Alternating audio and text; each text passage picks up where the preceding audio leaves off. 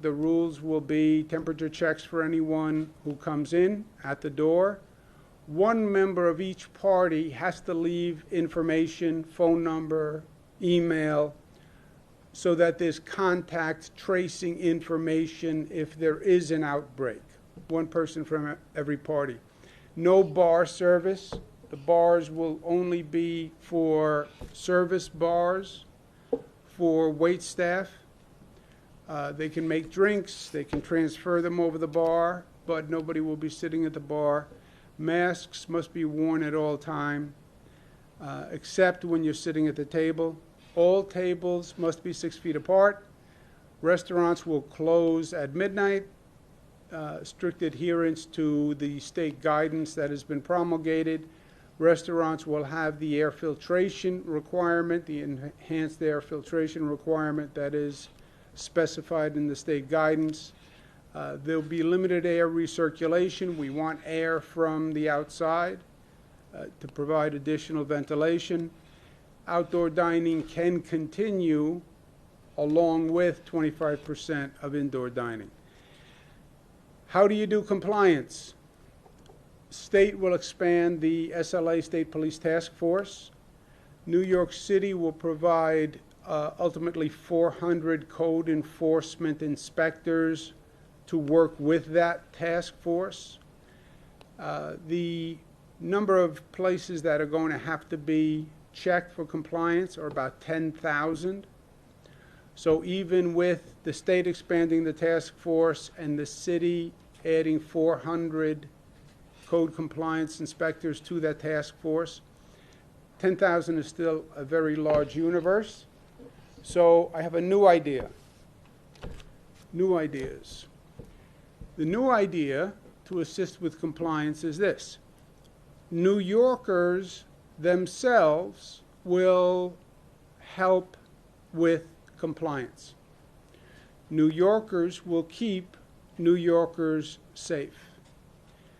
The New York community of New Yorkers, is the best compliance unit.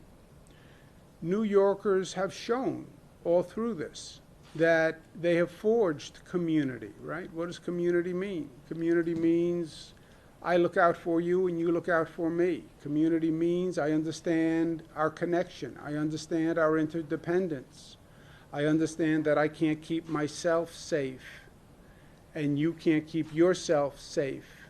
And the only way we'll be safe is if we work to protect each other. That has worked extraordinarily well. The Restaurant Association in New York State will run public service announcement asking New Yorkers to be part of the compliance of this 25% rule. New Yorkers, I'm asking to report violations of that 25% capacity. We call it New Yorkers Protecting New Yorkers. We'll have a special alert phone number, text number that will go to the task force. And we ask people, if you're in a restaurant and you see more than 25% in that restaurant and indoor dining, you text the violation, the information to the task force. It will all be anonymous. The restaurant will not know that you are the one who provided information, but it will help that task force because then the task force can send an inspector to that specific restaurant. And again, you have a universe of about 10,000 beyond the bars that we're already monitoring, and we're asking New Yorkers to be part of the solution. Every restaurant will post their 25% capacity of indoor dining. Every restaurant will post that text number, that phone number, where people can call and report the violation. And I'm asking New Yorkers to be part of the solution. I believe in New Yorkers. I believe in New Yorkers' ability to do the right thing. That is not blind faith. That is a result of the experience we've had going through COVID.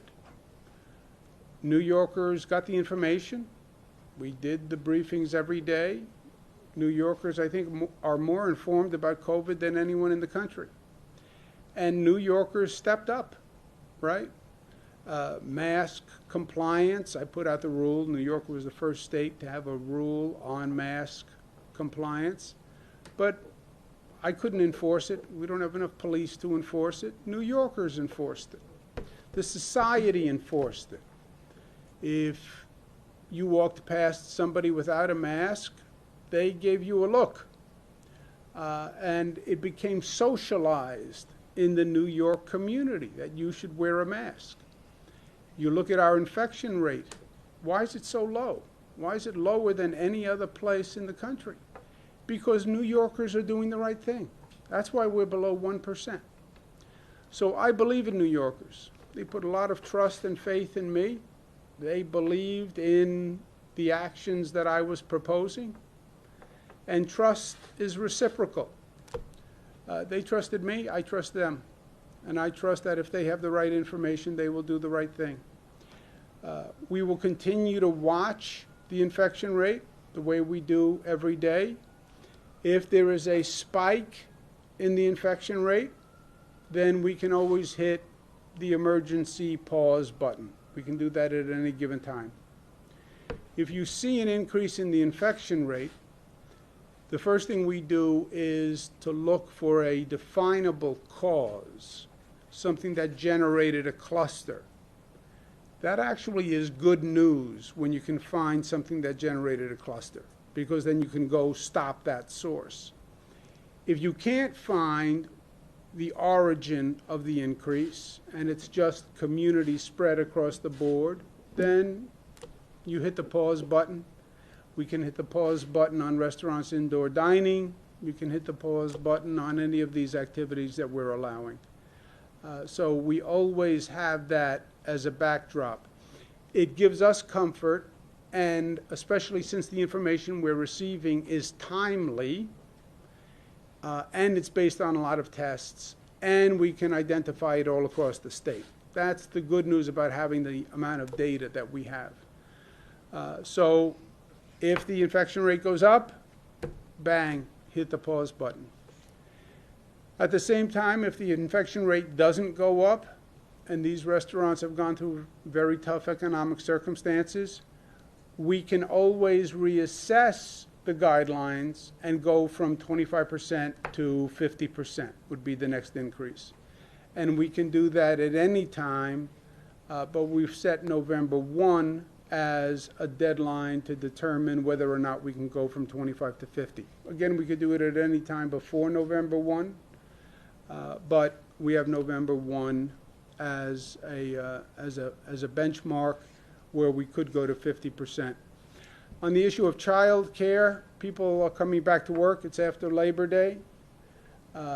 We want people to come back to work. We want people to come back to their jobs in Manhattan.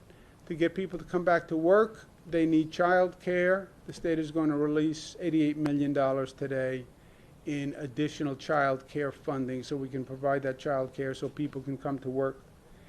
Post-Labor Day is normally a time when people start to come back to work. As a lifelong New Yorker, I can tell you, you can always tell post-Labor Day because the traffic increases. That's normal. We're seeing the traffic increase dramatically in the downstate area.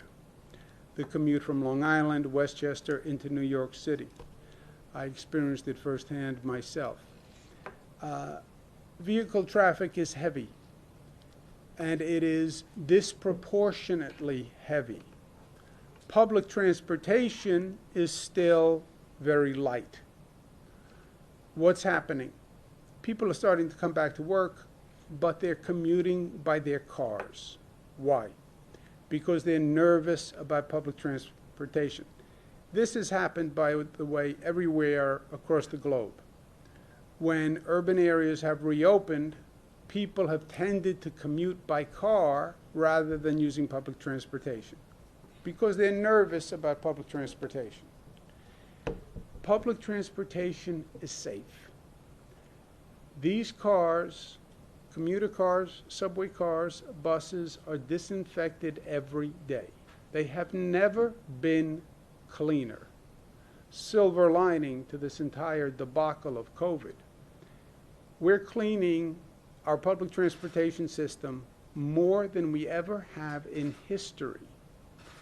Ridership is relatively low compared to what it was.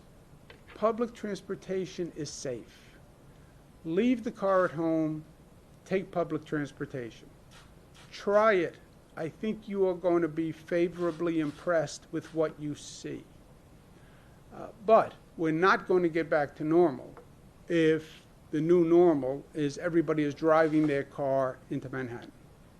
The traffic backup will be horrendous. It's bad for the environment. It's expensive. Try public transportation. I've been on it. I know the condition of it. I think you will be pleasantly surprised. But please try it. In terms of federal help, the Senate, U.S. Senate put in a proposed package on relief.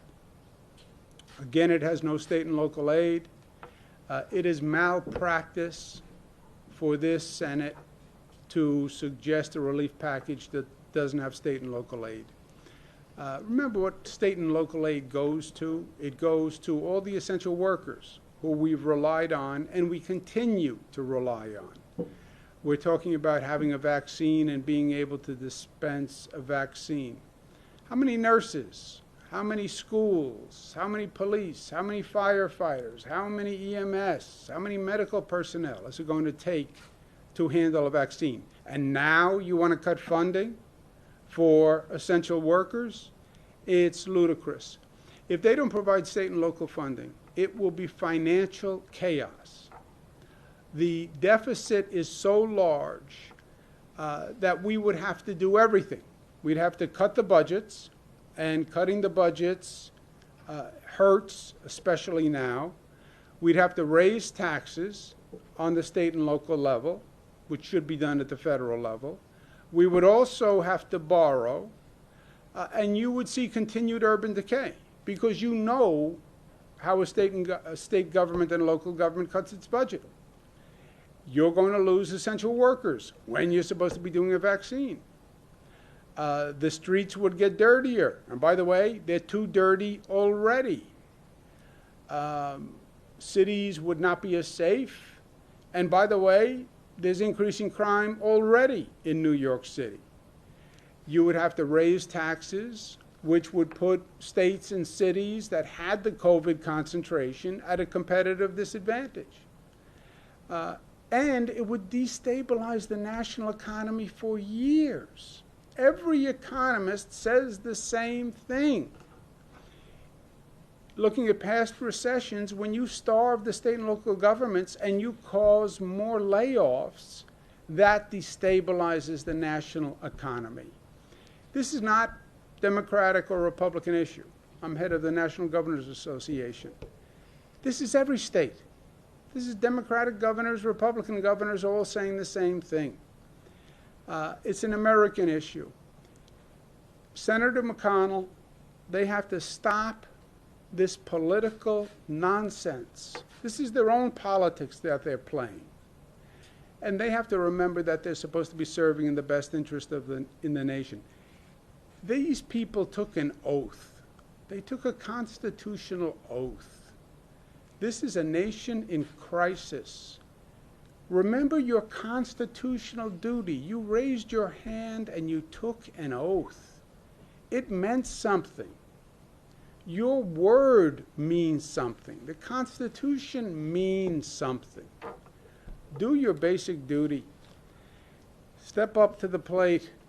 Do the right thing the way New Yorkers did the right thing. And New Yorkers showed that they were tough and smart and united and disciplined and loving. We need a little bit of that in Washington, D.C. Questions? Governor, regarding the task force, are there going to be members? The city you said is going to contribute about 400 people. Are any of the members of the NYPD going to be included in that? And did you negotiate this with Corey Johnson and the mayor? Because the mayor indicated not so long ago, today, that we were close on the deal, but not quite there yet. The 400 personnel from the city. First, the state, just to go back half a second. We put together the SLA State Police Task Force because New York City was not doing adequate compliance. Also, Nassau and Suffolk. Nassau and Suffolk actually increased their compliance. The task force worked extraordinarily well. How do you know that? Because the compliance has gone way up. If you remember, when we started, I would be saying we did tens of violations every day. We're now doing a handful of violations. Why? Because the bars got the message. They got the message that it's not worth risking your license. Okay. I said that we don't have enough people on that state task force to also do 10,000 more restaurants in New York City. We're going to increase on the state side membership on that SLA State Police Task Force. The city will put 400 people ramping up on that task force. The city can do NYPD, health inspectors, code inspectors. I have environmental inspectors. I have state Department of State inspectors. Any inspector, code compliant agent can function on that task force. Could be a police officer, like I have the state police. It could be a health department inspector, could be an environmental inspector. I don't really care. This is not a highly complex issue, right? You go to a restaurant, indoor dining, it's 25% of the capacity. You look at the capacity number, you count heads. If there's more than 25%, that restaurant is in violation. If the tables aren't 6 feet apart, that restaurant is in violation. People aren't wearing masks when they're not at the table, the restaurant's in violation. So it's a relatively simple issue. And we've been speaking with the speaker, we've been speaking with the controller, we've been speaking with the mayor, we've been speaking with restaurant owners. You know, everybody wants a little something different. The restaurants want it faster, some officials want it slower, but this is the best balance that we could come up with. After the mayor had his press conference this morning, did you guys further negotiate? We have been talking to all stakeholders up until the moment that I just walked out. So what are the specific penalties and repercussions for restaurants violating? You could lose your license to operate. Do you lose it immediately, or are there fines in between? Well, it depends on the egregiousness of the violation. And there are scales. You can just get a fine. You can get a penalty. Egregious violations or repeated violations, you could get, you can lose your license. It's akin to what we did on the bars, right? You could just get a violation, or they could move for immediate revocation of your license. The message to the bars, message to the restaurants, this is not an issue you want to fool around with. It is just not worth the risk. It's not worth the risk. I understand the economic pressure. It's not worth the risk. If you lose your license, that's months of being out of business, assuming you can get the license back. And what's the threshold that the infection rate has to surpass in order for you to consider scaling back? You know, Luis, there is no hard formula. You see what's going on in Western New York. We watch it every day. We have a lot of data every day. You watch it every day. Can you track it back to a cluster, which actually makes me feel better? There was a factory that was doing it. There was one bad meeting. There was one bad party.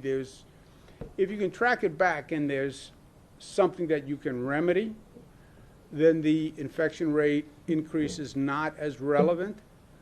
The worst case scenario is it's going up, the infection rate, and you can't track it back to anything, and it's a random community spread. That's the worst. But there's no hard number. We watch it, and if we have a cause for concern, you hit the pause button. Excuse me 1 second.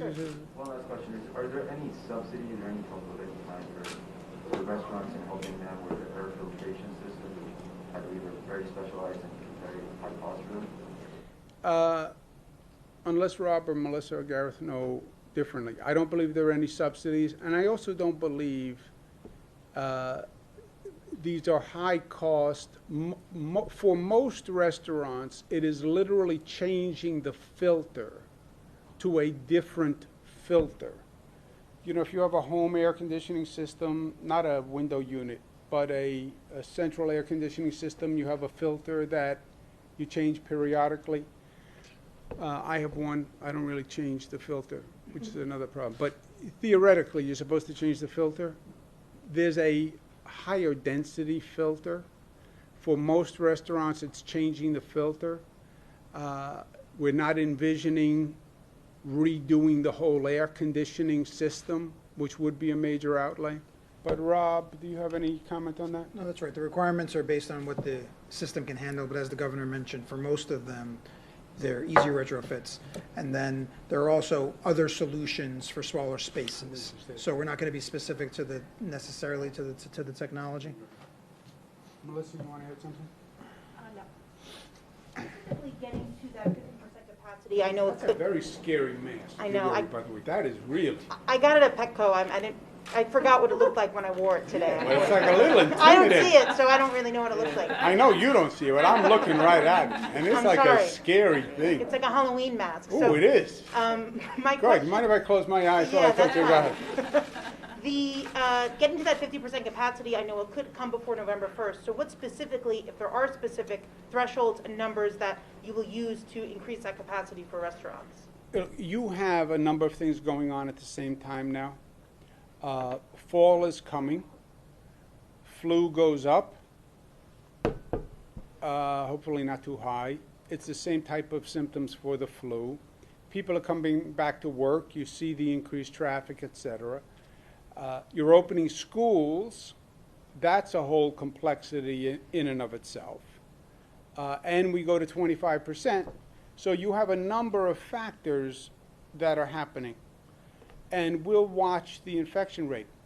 Again, and when you increase activity, you expect the infection rate to increase somewhat. And we expect the infection rate to increase somewhat because of that increased activity. More people at work, more schools, more restaurants, more people on the street. We don't have a hard number where we would hit the pause button, and we don't have a hard number where we would say we're ready to go to 50%. We'll just watch it and see what we hear, and we'll study the evidence. November, why November 1st? It starts to get cold, really, on November 1st, and the outdoor dining is going to be less attractive to people, unless you're just eating cold food, I guess. Wouldn't make as much of a difference. But if you get a hot dish and it's outside and it's cold, so we'll just watch it, and I'll inform everyone of everything I know every day. So it's a collective decision. All the decisions that we've made going through this, I said to New Yorkers from day one, it's not like there's a back room anywhere here where we go back and we look at numbers and secret data. Whatever I know, I tell New Yorkers. Whatever the factors are, I tell New Yorkers. And I really believe this has been a collective process.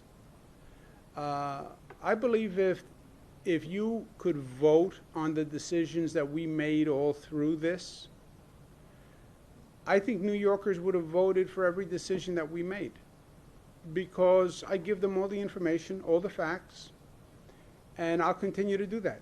Here are all the facts. Here's everything we know. Here's the upside. Here's the downside.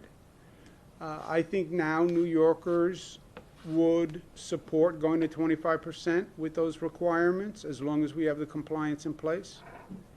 And I'll continue to provide all the information I know. I'll recommend actions based on that information. But there's no hard trigger. Why not amusement parks like Coney Island has suffered this summer, and there's only a short amount of time that they could salvage the season, and also indoor exercise classes where I'm just not seeing the logic of allowing people to unmask indoors and eat and saliva is flying, whatever, but, you know, in an indoor studio, an exercise studio where they could actually put tape down and keep people in a controlled area and keep their masks on, why those two things still won't be allowed? Yeah, I'll ask Robin and Melissa if they want to comment. Look, this is all a balance, right? None of this is written in the Bible. You can't go to the Old Testament or the New Testament, and it's a balance of the risk of the activity. I don't think you can compare an exercise class to 4 people at a table in a controlled unit having a meal. You're in an exercise class, by definition, there are people in that class that you don't know. There are a density of people, and you're exercising. You're exhaling deeply. You're inhaling deeply. You're perspiring. You're touching other material. That is a much riskier situation to be in than sitting at a table with 4 people and not being more than 6 feet from anybody else. And not exhaling as if you're exercising and not inhaling deeply, right? It's the airborne transmission. So it's balancing the risk of that activity with the benefit of that activity. You know, restaurants, you have a whole economy.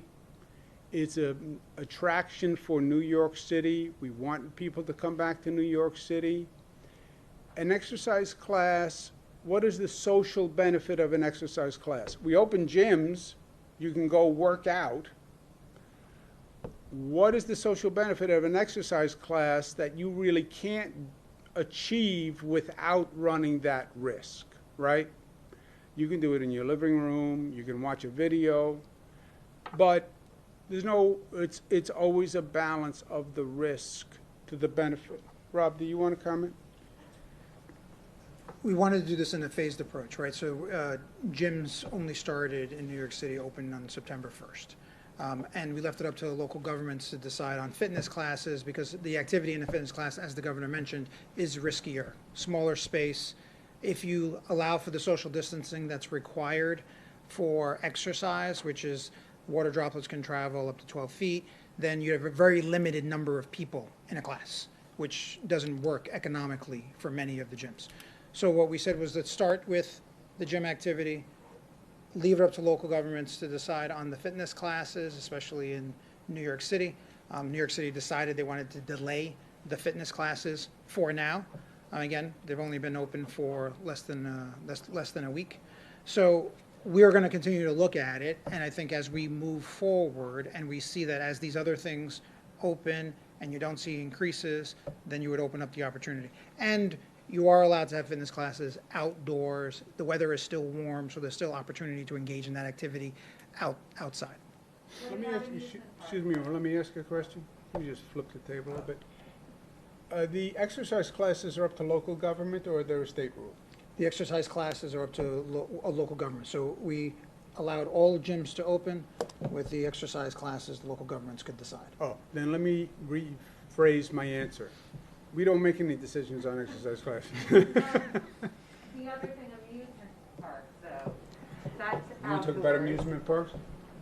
That's outdoor, that things can be sanitized, people can be spaced in line, and It's the large space. It's impossible. It's difficult to have enforcement in the amusement park space. So a lot of that is large gatherings. You can't in restaurants. You have we're seating people with their party. Right, in the amusement space, it was much more difficult to figure out how to control preventing crowds from forming, preventing queues from forming, preventing people from gathering. There's eating activity, there's drinking activity. So, and they wanted a longer window of when they could be open. They couldn't just open for 2 weeks. You need an extended period of time. We're allowing not allowing for any large gatherings, which is essentially what you require for the amusement parks. So. one other question, it looks like on Tuesday, the infection rate in Long Island was 1.8. Isn't that's even higher than it is in Western New York? What do you attribute that to? You can have blips in the numbers. When you get to the weekend numbers or a holiday number, I say take them with a grain of salt, because the sample can be a little different. Different people are out on the weekends, different people are out on a Sunday, a holiday, and you do get little blips. My gauge, question before, what number? 1% is very low, okay? It's almost artificially low. The experts don't understand how we have it so low. So 1% is very low. You start to increase activity, could you go to 1.3, 1.4, 1.5, 1.6? Yeah. Could you go to 1.7, 1.8? Yeah. 2%, I start to get nervous. 3%, I start to have heart palpitations, right? So there's a gauge, but you will see, you increase activity, I would not be surprised at all to see it go over 1. 2, bells start to go off at 2. 3, the alarm bell goes off, right? It's like the conversation we were having about Western New York. And again, not on any specific day, because you have to allow for the bouncing. But if you have 3, 4, 5, 6, 7 days, and you see that number staying up, then yeah, then you have to worry. Did you have a point? Yeah, specifically on Long Island on that particular day, what we saw was that there were some of the students that go to SUNY Oneonta and some of the upstate schools who live in Long Island who were actually reporting their home address, and so it was showing up in the Long Island numbers, which is something we've since rectified. Yeah, but see, that's good news, actually, right? 1.8, trace back the whole contact tracing. What happened to get it to 1.8? That's an answer, and that's actually reassuring. It's not like it was just random community spread. Kids were giving their address in Nassau. But how can those numbers not go up when so many things are happening at the same time? You're telling people to take public transportation because more people are going to work, be inside restaurants, in-person classes. How can those numbers not surpass 2% when all of those things are happening all at the same time? Yeah, it's a good question. And again, nobody's been here before. We believed and we were told when we start to reopen the economy, the infection rate is going to go up and it will be above 1 and it could get to 2. That's what the experts said. And that's what I said to New Yorkers. It never happened. We're still at about 1%, a little below. How? How did you reopen the whole economy and it didn't go up? You increased activity, and by the way, the infection rate went down. It's inexplicable for the experts. Their only answer is the compliance was extraordinary. And by the way, the compliance is extraordinary. You look at the number of people with masks. You know, we were so well informed that New Yorkers really acted better than anyone could have expected. So we did all the reopening and the infection rate went down. Inexplicable, except extraordinary compliance. And that's why I keep saying I'm so proud of New Yorkers. They got the information, they listened to all my boring briefings, they heard my bad jokes, they got the information and they actually did the right thing. Now, going forward from here, okay, you're about 1.